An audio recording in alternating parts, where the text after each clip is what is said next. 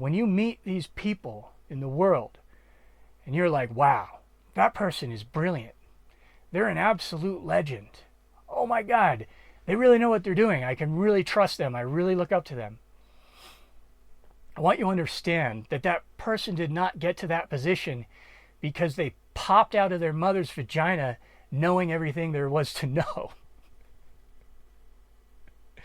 They came out stupid. And the way they got that smart was to stay stupid. Do you understand what I mean? It was never to stop and say, all right, now I know everything. Now I figured everything out. I don't ever need to change anymore, grow anymore, improve anymore. They maintained that open-mindedness throughout the course of their entire life. And so over time, they do get smarter. They get really, really, really smart. And they're wrong less and less and less. But that's not because they care about status or what other people think or about preserving some kind of illusion of that they know everything or looking good. It's because they're the kind of person who's not only willing but maybe even eager to admit that they were wrong. They celebrate, especially in the late game, where it becomes more and more and more rare that they're wrong about anything because they've spent an entire lifetime adjusting and adapting and learning to everything they were wrong about.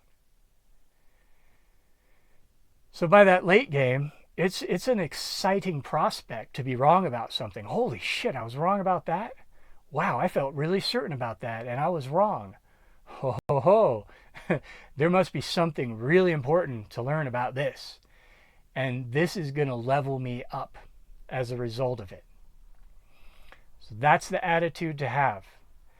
And you're generally only going to have this attitude when you actually regard truth, in other words, reality, not your beliefs, not what you want to believe or think, but what is actually real, what is actually true.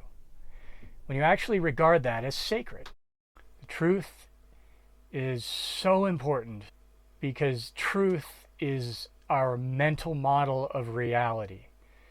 What we believe to be true becomes the operational map that we then use to navigate reality.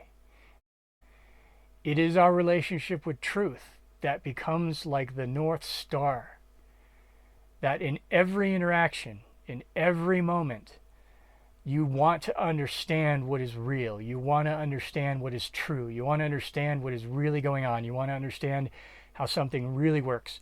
You want to actually understand somebody's position rather than just tear them down. Because if you don't understand somebody's position, you don't even know if you're actually agreeing or disagreeing with them. So when you live your life this way, your brain starts to develop an internal map, an internal mental model that just gets more and more and more accurate because it reflects the reality that it's describing more and more and more accurately over time. And you start to become very effective in everything you do. What does this actually mean? It means that your very best intentions, because I do believe that nearly everybody in all cases has good intentions, nearly. But we so often fail to hit the mark. And to me, that's tragic. Where did our good intentions go so far astray? We really, really wanted what was best. How did it end up so fucked up in the end? It's because your map was fucked up.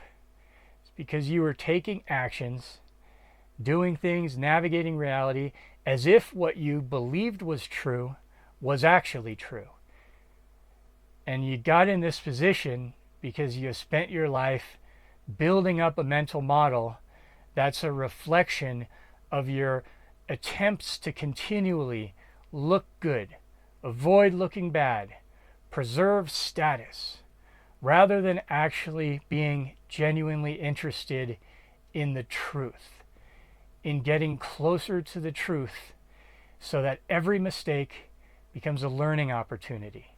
Every failure becomes an opportunity to learn and improve. But in order to do this, you have to be able to admit that you were wrong. You have to have the humility to take a position that you really believe in and then change your position in the face of reality. When things happen or things are reflected to you or in any form there's evidence that your position is not entirely true or in some cases is completely upside down, you have to be willing to say, oh, I was wrong. Oh, goody. This is a good thing. This means I get smarter.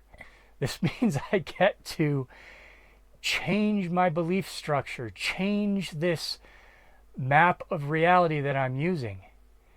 And it's rough sometimes, especially if that belief structure is deeply held, especially if that belief structure is getting you something emotionally, like comfort or predictability or a sense of comfort or predictability, even if that's a false sense of comfort. And you have to be willing to let go of it and take on something new. You have to be willing to allow yourself to be influenced by other people and by events and by the world and by reality in every single situation, ongoingly, forever. You have to have a mind that's open enough to change. And I'm obviously not saying you should just believe what anyone tells you or go with whatever. I'm not saying that. I'm saying in the face of actual evidence, actual information. If your belief or your map did not account for that, it's going to feel like a threat. It's going to feel like a big emotional contraction. It's going to feel like fear.